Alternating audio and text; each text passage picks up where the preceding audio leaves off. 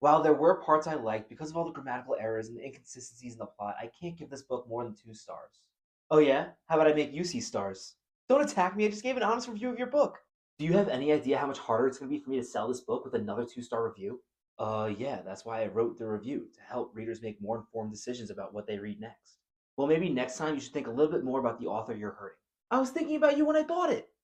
Hello, writers. My name is Patrick Nyland, and today I'm going to be talking about book reviews. In particular, I'm going to be talking about whether book reviews are meant for the readers or the writers. Now, writers, I'm going to be honest with you, some of you are not really going to like what I have to say in this video. But before you get upset about it, be sure to watch the whole video, and then let me know respectfully in the comments if you disagree.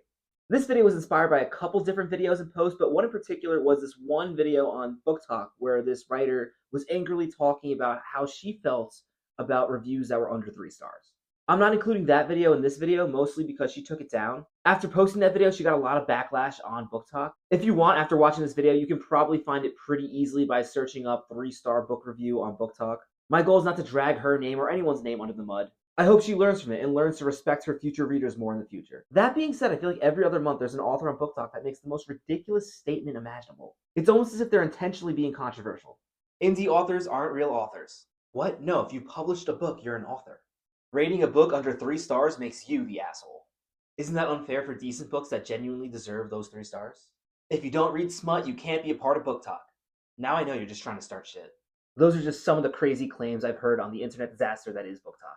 For the record, I love Book Talk, I love Writer Talk, I'm on them, I post regularly, but it can be crazy sometimes. Anyway, in the video I'm referencing, this woman basically said if you give a book less than 3 stars, you're an asshole. In her reasoning, she goes on to explain about how hard it is to write a book, and she says just for writing a book, you deserve 3 stars. And no, I have to disagree. Just for putting your book out there, you deserve 1 star, the one they automatically give you as the lowest possible rating. Right? I'm pretty sure on Goodreads you can't give something below 1 star. Even then, I'll stand by my statement. As long as you actually wrote it, you deserve 1 star. That's right, internet, I said it. Go ahead, try to cancel me. In all seriousness, I do feel a little bad for this person because I understand where the thought is coming from.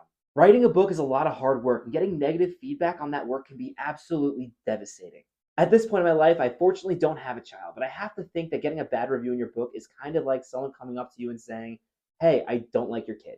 I haven't published anything officially other than on Wattpad, and even then, I've gotten some negative feedback on my work, and it devastates me. That being said, book reviews on sites such as Amazon and Goodreads are not meant for you, the author. They're meant for readers to make informed decisions on what books they want to purchase. Don't get me wrong, I'm not saying authors can't review books. I'm not saying they can't look at the reviews of their own books. What I'm saying is the reviews on any book that you publish are not a tool designed to help you. If you've written a good book, they can help you, but that's not their main purpose.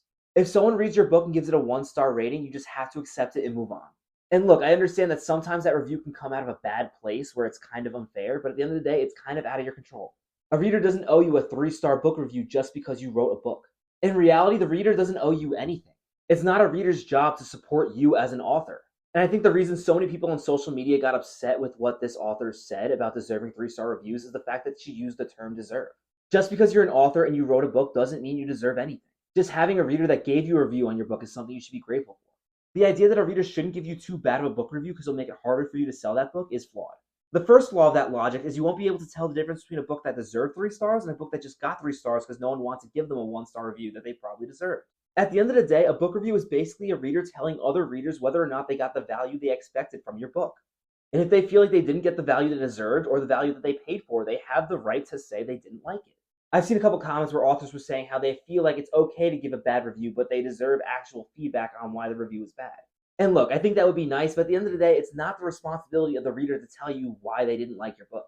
If you want to find people to tell you exactly what they liked and didn't like about your book, find some beta readers. Now, with all this being said, I do understand that a lot of authors use good book reviews to help sell books, and it makes sense. I'm not saying that book reviews can't be helpful for authors. In fact, a lot of great reviews can really skyrocket a book sales. I'm saying that's not their number one intended purpose. In some ways, I kind of like to think about it like views in social media.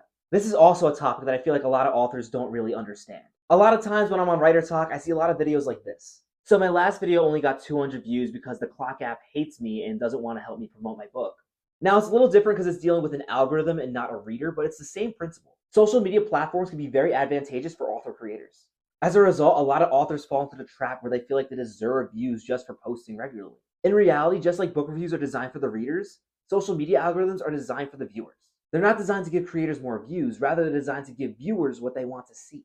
And as a side note, because I see it on author platforms all the time, do you really think your viewers want to see a video about you complaining about not getting enough views on your video? Honestly, I can talk about social media more in another video. I felt like they just kind of went well together. Speaking of social media algorithms, be sure to give this video a like or a dislike if you don't think I deserve a like.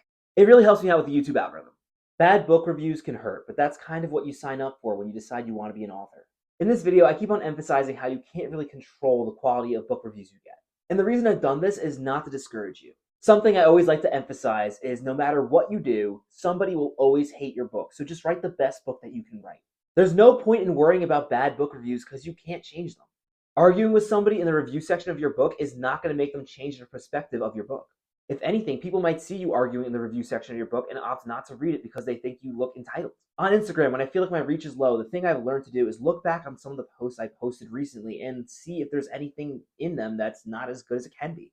And a lot of times I notice there are some things I can be doing better. And when I do those things, I end up getting my reach back. If you get a bad book review, take a deep breath, maybe take a look at it and see if it's something that you can improve in the future. And if it is a review you don't agree with, toss it aside and don't even think about it. If you've received a bad review on a book you've written in the past, be sure to let me know about it in the comments. How did you handle it? Is there anything you would have done differently looking back? That's going to do it for this video. Thank you so much for watching. Good luck on your writing journeys. And if you enjoyed this video, be sure to check out this video because I have a feeling you'll like it too.